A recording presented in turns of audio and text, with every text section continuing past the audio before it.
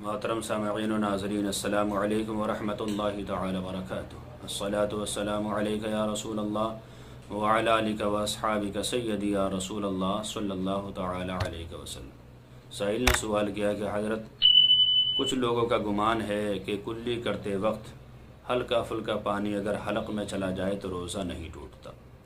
دیکھیے حضرات، یہ گمان بالکل غلط ہے۔ اگر آپ کو روزہ ہونا یاد ہے اور اس کے باوجود آپ کلی کر رہے ہیں اور حلق میں پانی چلا گیا قطرہ دو قطرہ، تو آپ کا روزہ ٹوٹ جائے گا۔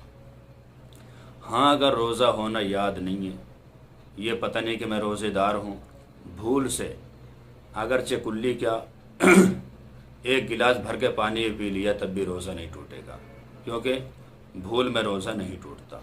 اس بات کا آپ خاص خیال رکھیں اور ذہن میں بسا لیں یہ بات کہ کوئی بھی چیز بھول کر کھانے پینے سے روزہ نہیں ٹوٹتا۔